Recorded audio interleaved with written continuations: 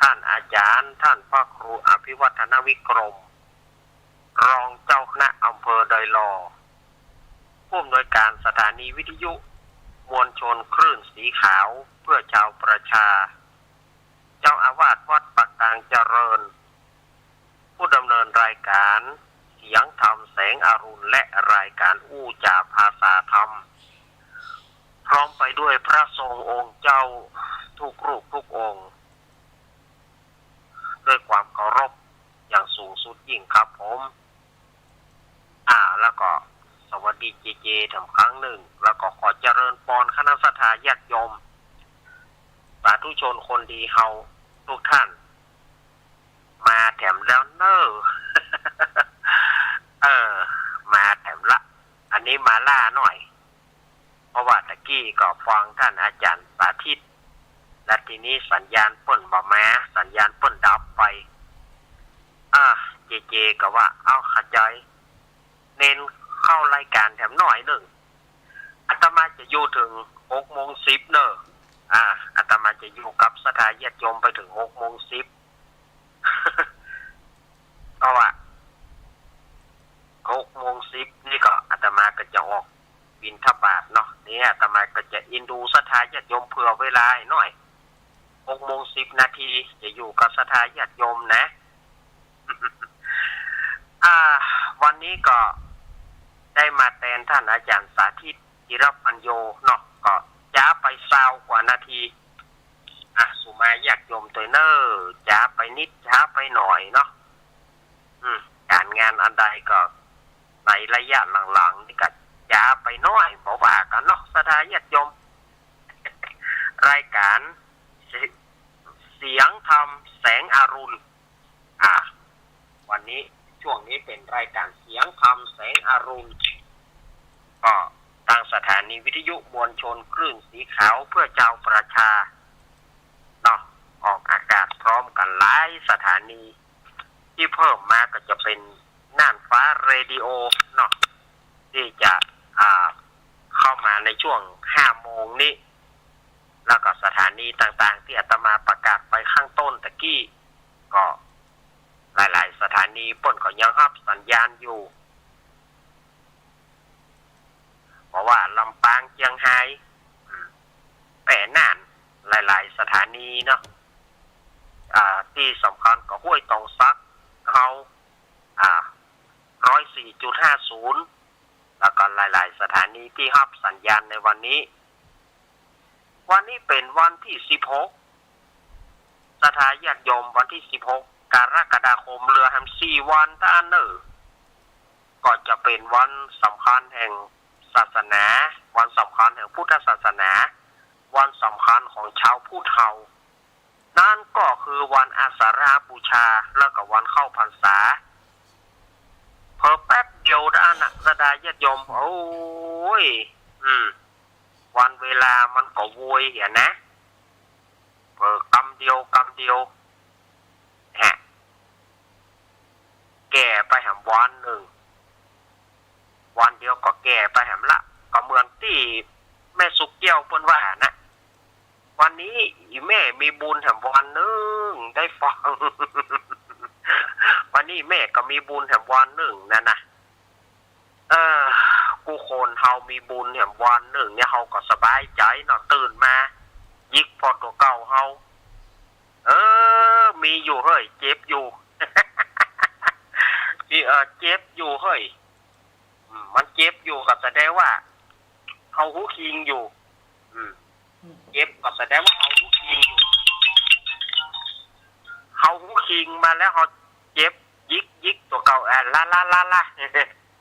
ปิดพอก็หูอยู่เอาวันไหนเฮายิกพอตัวเก่าหูคิงนี่ก็มีแค่ตัวเก่าให้ไปวอบๆแล้วเนาะ เอาวันไหนเฮาลองยิกพอตัวเก่าเนอะก็บ้านท่านอาจารย์วรรณชัยชยานันโทเพิ่นว่านะญาติโยมพอลมหายใจว่าถ้าพออย่างอื่นพอลมหายใจเฮาเข้าออกลมหายใจเข้าออกเฮาไปเท่าใดวันนี้ก็ผ่านไปวันละเกินเดือนของวันนี้ล่ะ เกิงเดือนของอะไรอย่างก็เดือนกรกฎาละฮะเกิงเดือนแล้วนะตะพ่องก็ว่าโอ้วันที่16นะอาจารย์จะไปคัดโจกคัดลาบเอาแหมละ จะไปคัดโจกคัดลาบกันนะอาจารย์จะไปปากมาดีนะวะเว้ยก็บอกได้ว่าหย่องนี่แน่ เนาะถ้าญาติโยมว่าก็จะทำไมมันใช่ว่าอย่างญาติโยมหรอกเขาอู้ความจริงใส่กันหรอกเนาะญาติโยมอย่าไปว่าวันนี้มันเป็นวันอะไรอย่างท่านอาจารย์นี่ก็มาปากบดีไปว่าเว้ยก็บอกได้ว่าอะไรสักหน่อยเนาะก็อู้กันธรรมดาเนี่ยกันเนาะเมื่อมาแล้วก็บอกเป็นการเสียเวลาเวลาน้อยนิดอาตมาก็บอกอยากให้มันเสียเวลาเนาะ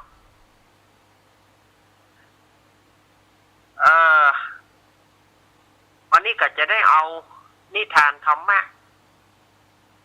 มาเล่าให้กับสถานญาติโยมได้ฟังกันเรื่องของเจ้ามัทกุณดารีเนาะเรื่องเจ้ามัทกุณดารีเป็นจะใดก็เป็นความขี้จี้ของผู้เป็นพ่อเจ้ามัทกุณดารีเกิดเป็นลูกเศรษฐีตระกูลมั่งมีแต่นะพ่อของเปิ้นนะแต่ขี้จี้ขี้จี้มีขี้เหนียวบ่ขี้เหนียวอย่างใดสถานญาติโยมว่าขี้เหนียวจนกาวลาเทกเกลียกพี่สถานญาติโยม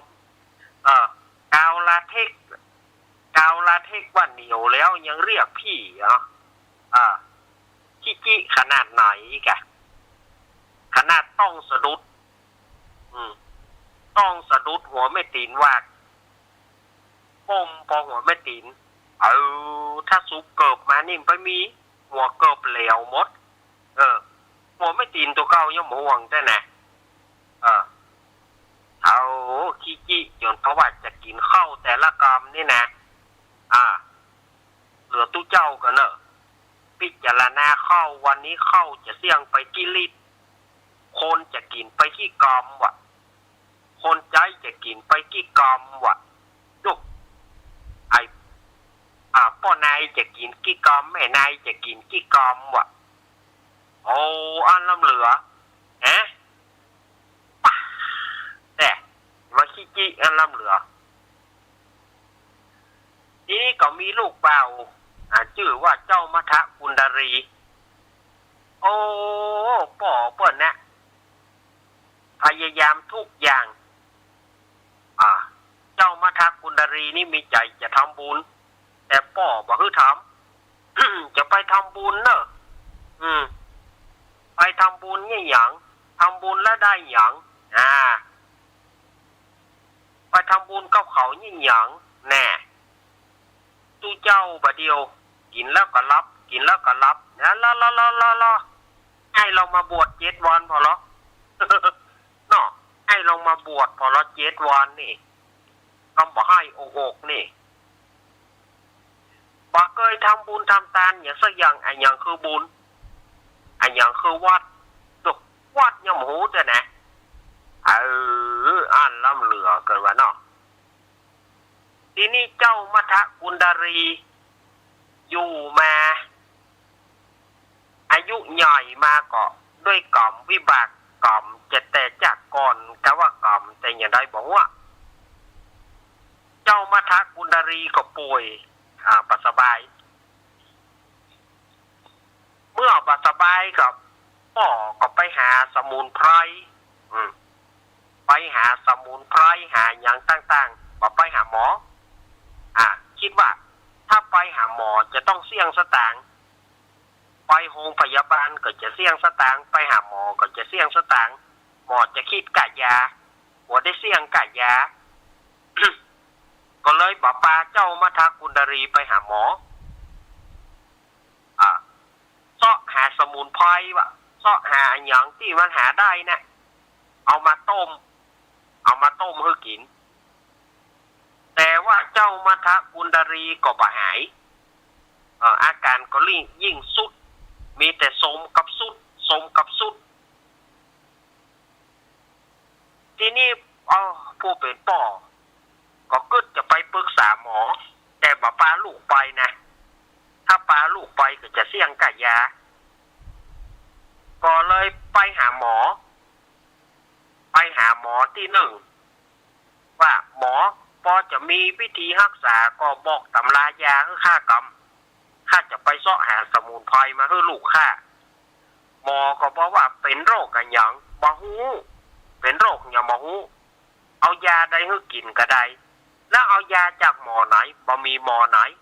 ข้าหีบคนเดียวนานแล้วเมื่อท่านหีบคนเดียวท่านฮู้ตำรายาอย่างนักก็บ่เคยฮู้เอาอ่านก็มันจะไปหายยาใดมันก็สมกับสุดตะกะ ปลาข้าไปพอบ่โอ้ถ้าปลาหมอไปพอข้าก็ต้องเสี่ยงสตางค์กะเอาก็มันก็เสี่ยงตามธรรมเนียมมันก็มีพ้องกะข้าเกิดบ่แปลงข้าอย่าไปพอข้าเกิดบ่แปลงถึงเกิดบ่แปลงก็บ่เอาอันนั้นหมอบอกตำรามาเถอะข้าจะไปเสาะหายามาคนเดียวบอกตำรามาเถอะโอ้ยข้าขอไปพอนะคนไข้มันมีอาการอย่างใดแล้วข้าจะกึดราคาบ่แปลงมันได้เสี่ยงอยู่นี้มันได้เสี่ยงสตางค์นี้หมอก็เอาอย่างอี้ปะข้าบ่คิดก็ได้กะยาน่ะข้าขอเพียงเลี้ยงเข้าข้าขับเนาะบ่เอาเลี้ยงเข้าหมอกับเปลืองเข้าข้าเอาเลี้ยงเข้าหมอกับเปลืองเข้าข้าอันก็ข้าขอได้กินหมกเมี่ยงบุรีขอได้อมเมี่ยงสุกบุรีมันจะเสี่ยงบุรีเสี่ยงเมี่ยงข้าเปล่าอันขอกินน้ำสักก๊อกก็พอแล้วเปลืองน้ำข้าขณะนั้นหมอบอกตำรามาเถอะหมอก็เลยบอกป้าอย่างนี้ล่ำเหลือปูเศรษฐีเฮ้ยหมอก็เลยบอกตำราผิดไปเอาเนี่ยยานี่นะเอานี่มาผสมนี่เอานี่ผสมนี่ ปูเศรษฐีนี่ก็ไปเสาะหายาได้กะเอามาให้เจ้ามัทกุณดารีกินเอาปรากฏว่าอาการบดีแล้วสุดหนักเหลือเก่าพอให้หมอมาพออย่างกะเลี้ยวหั่นนะเนาะน่าว่าบอกให้หมอมาพอเปิ่นขอกะยาก็ว่ามันเสี่ยงขอกินข้าวก็บ่ได้ขอกินน้ำก็บ่ได้เมี่ยงบุรีก็บ่ได้หมอมันก็เลยโคตรบอกตำราผิดไปเจ้ามัทกุณดารีอยู่ในห้องหัวเปิ่นมาเหี่ยวหาหัวเปิ่นขึ้นบ้านหัวเปิ่นมากินข้าวกินน้ำปูสุธีนี่นะเล่นเฮ้ยสัญญาณเปิ่นมาแล้วตอนนี้สัญญาณของท่านอาจารย์สาธิตธีรปัญโยเปิ่นมาแล้วพอดีเนาะอาตมาเล่าเอาไว้บ่าย 3ก่อนเนาะจะมาเล่าให้ฟังให้มันจบตอนนี้สัญญาณเปิ่นมาแล้วก็นิมนต์ท่านอาจารย์สาธิตเลยนะครับนิมนต์ครับท่านผู้ฟังที่น่าเป็นห่วงไปกว่านั้น ก็คือสถานการณ์ในห้องเรียนของละอ่อนณปัจจุบันเปิ้ลใช้หัวข้อนะซึ่งก็เป็นครูเนี่ยอาจจะเป็นคนวิเคราะห์แล้วก็เป็นคนเขียนเรื่องนี้ขึ้นมาเปิ้ลใช้